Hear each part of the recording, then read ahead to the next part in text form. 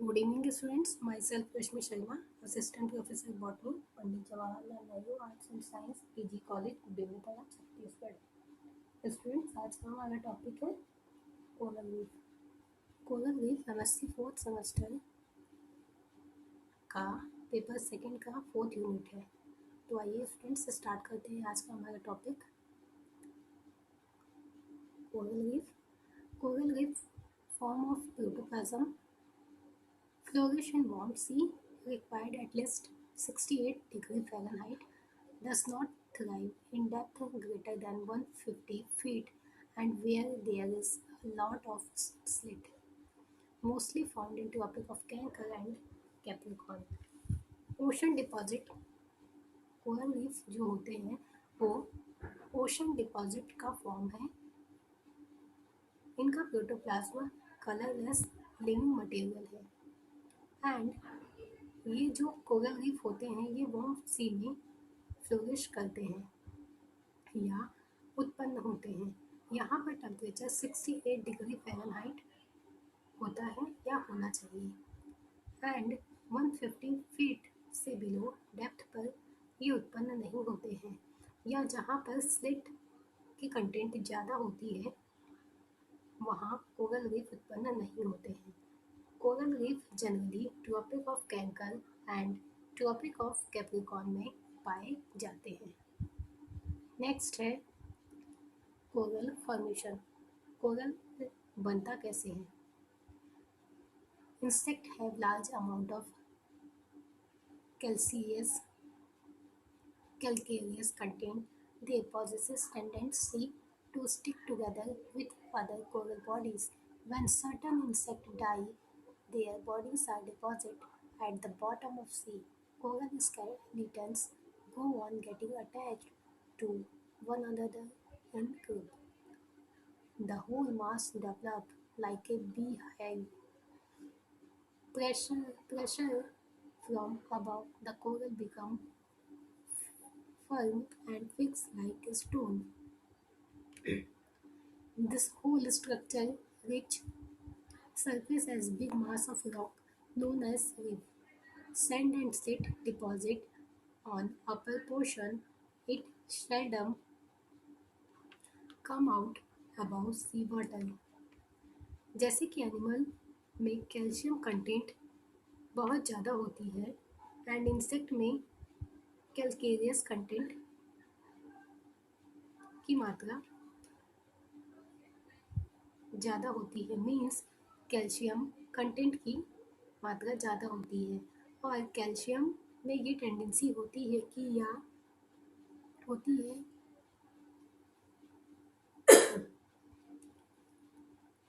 या ये इंसेक्ट में ये टेंडेंसी होती है कि ये एक दूसरे के साथ स्टिक हो जाए या फिर चिपक जाए।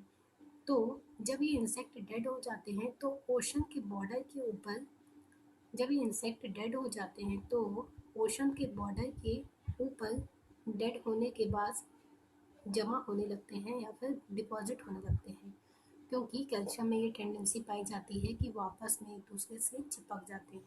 तो जितने भी इंसेक्ट डेथ होते जाते हैं वो ओशन के बॉर्डर में क्या होते जाते हैं, चिपकते जाते हैं। ठीक है, कैल्शियम कंटेंट एक दूसरे से आके चिपकते जाते हैं। लेकिन ये आपको पता होना चाहिए कि ओशन का जो बॉर्डर है वो कितना होना चाहिए, 150 फीट से बिलो नहीं होना चाहिए या होगा। यहाँ पर स्लिट का कंटेंट भी कैसा होना चाहिए, ज़्यादा नहीं होना चाहिए एंड टेम्परेचर जो है वो 68 डिग्री फ़ारेनहाइट तक होना चाहिए। तो अगर ये कंडीशन किसी एक क्षेत्र में या एक जगह के ओशन में या सी में हमको दिखाई पड़ता है तो वहाँ पे क्या बन जाते हैं, तो उसे हम कोरल रीफ कहते हैं। जब ये इंसेक्ट डिपॉजिट होते हैं तो ओशन के सरफेस पे एक मास्क टाइप का बन जाता है ना, जिसे बी हाइव कहते हैं या ये लाइक बी हाइव के समान दिखते हैं। बी हाइव मीन्स मधुमक्खी के छाते के समान दिखाई पड़ते हैं एंड जैसे जैसे इस पर डिपोजिशन होती जाती है इस पे प्रेशर क्या है, बढ़ता जाता है। ये प्रेशर फर्म एंड फिक्स होते जाते हैं जिस टाइप से स्टोन होता है, और समय के साथ साथ ओशन सरफेस तक पहुंच जाता है। इस स्ट्रक्चर को रीफ या फिर कोरल रीफ कहते हैं। ओशन में डिपॉजिटेड जो ट्रांसपोर्टेटेड स्लिट या सैंड होते हैं। कहने का मतलब है ओशन के ओशन के बॉर्डर पे क्या होता है, स्लिट एंड सैंड का जो डिपोजिशन होता है, जो जमाव होता है ना, उसके ऊपर या फिर अपर पोर्शन पे कोरल रीफ का जमाव होना स्टार्ट हो जाता है। इस डिपोजिशन की वजह से एक प्लेटफॉर्म के समान वहाँ बन जाता है, और जब ये ओशन सरफेस में या ओशन सरफेस के ऊपर उठ जाते हैं तो उन्हीं से कोरल आइसलैंड का भी फॉर्म या फॉर्मेशन होता है। मीन्स ये बहुत कम सरफेस के साइड में आते हैं या पहुंचते हैं। ये सरफेस वाटर से थोड़ा सा नीचे ही होते हैं, और ये लो फील्ड के दौरान या फिर लो साइड के दौरान विजिबल होते हैं। Types of coral reef next देखते हैं। Types of coral reef. Coral reef 4 type के होते हैं। फर्स्ट है fringing reef, second barrier reef, third एलॉट्स एंड लास्ट है कोरल आइसलैंड। फर्स्ट है fringing reef. Close to shore of continents there is shallow water between shore and fringing reef. They appear like narrow belt along a steep shore. ये form में coral reef के coastal area के पास होते हैं। मतलब उनका जो निर्माण होता है वो कैसा होता है, कोरल रीफ के समान ही होता है, एंड कोस्टल एरिया के पास ही दिखाई पड़ते हैं। कोस्टल एरिया और शोर जो होते हैं, शोर मीन्स क्या होता है, जो समुद्र का छोर होता है ना, साइड वाला पार्ट होता है उसे कहते हैं। फ्रिंजिंग रीफ के दौरान शैलो वाटर होता है। फ्रिंजिंग रीफ कहाँ बनते हैं, जहाँ पे शैलो वाटर होता है, जैसा कि आपको इस स्ट्रक्चर में दिखाई दे रहा है। जैसा कि आपको इस स्ट्रक्चर में दिखाई दे रहा है, इस स्ट्रक्चर में यहाँ पर तो एक शैलो वाटर है ना। यहाँ पे क्या है, ये साइड में आपको जो दिखाई पड़ रहा है ये क्या चीज़ें हैं, शैलो वाटर है। शैलो वाटर है ये जो इन बिटवीन फ्रिंजिंग रीफ पर कोस्टल एरिया और शोर है, कोस्टल एरिया एंड शोर है, ये जो एरिया है इसे हम क्या कहते हैं, कम्प्लीटली हम इसे लैगून कहते हैं। ठीक है, हम इसे कम्प्लीटली क्या कहते हैं, इसे लैगून कहते हैं।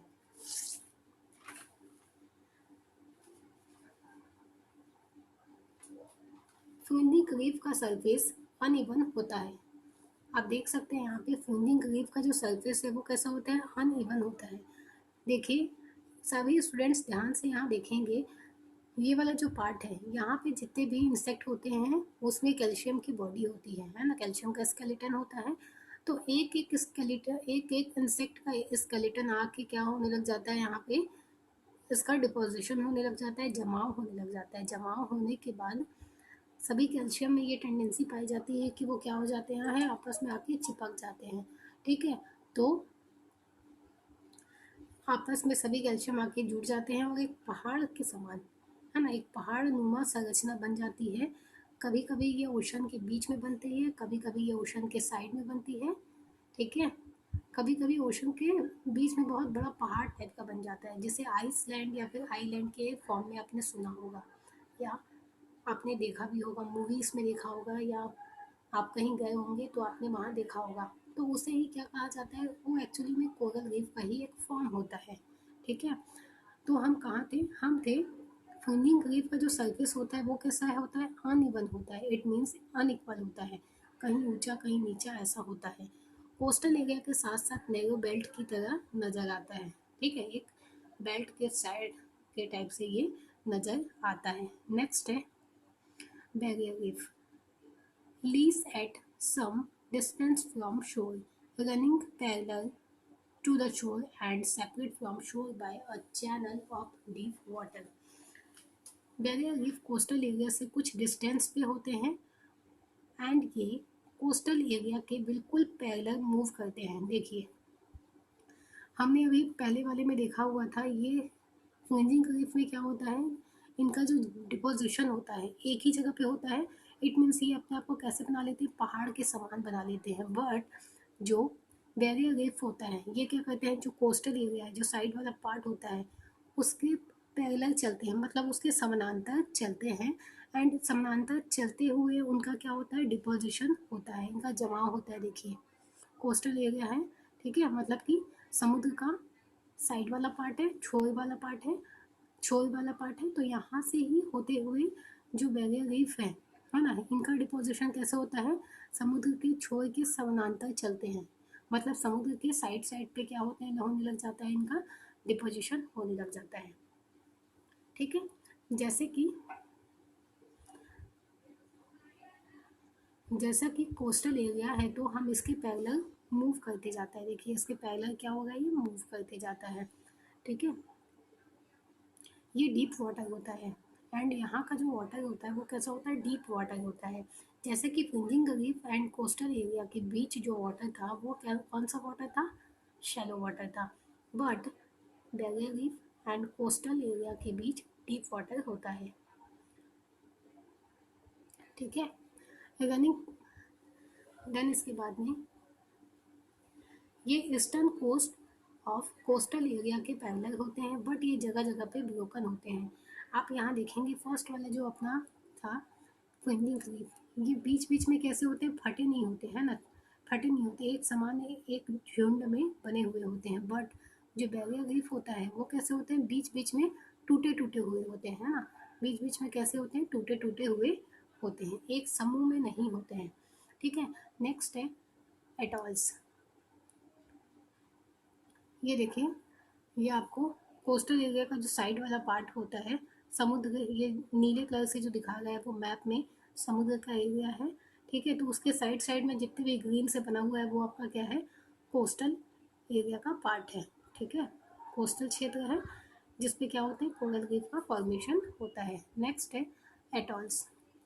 Atolls formed like ring, a horseshoe, and enclosed within it a lagoon. Atolls may be fringing reef around an island, mostly found in Pacific Ocean. Atolls जो होते हैं वो हमको रिंग के समान, ठीक है, के समान फॉर्म में होता है, रिंग के समान फॉर्म में होता है एंड घोड़े के नाल के समान हमको दिखाई देता है। और इसके बीच में जो वाटर होता है, इट मीन्स उसको हम क्या कहते हैं, इसको हम, इसके देखिए ये घोड़े के नाल के समान दिखाई पड़ता है, दोनों में देख लीजिए। ठीक है, दोनों में अलग अलग शेप एंड साइज के हैं, तो घोड़े के नाल के समान दिखाई पड़ता है एंड इसके बीच में जो वाटर पाया जाता है उसको क्या कहते हैं, उसको कहते हैं लैगून।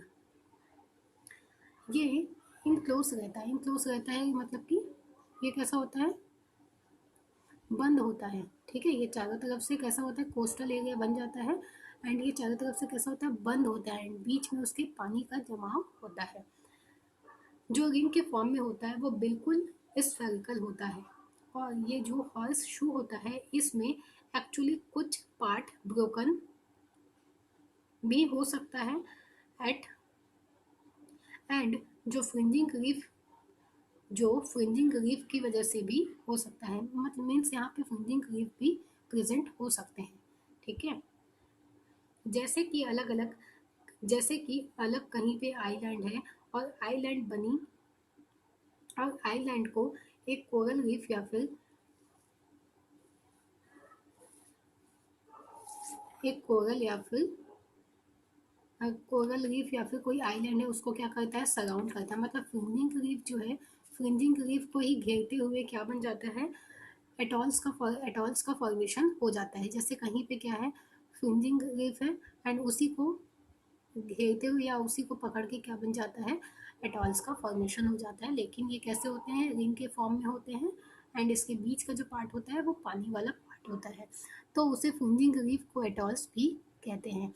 ये अटॉल्स मोस्टली पैसिफिक ओशन में पाए जाते हैं। लास्ट है coral island, situated at an isolated point away from island consist of flat coral reef over which sand and silt deposited to give it shape of platform. It may be several miles long and broad, but its height above sea level is not much.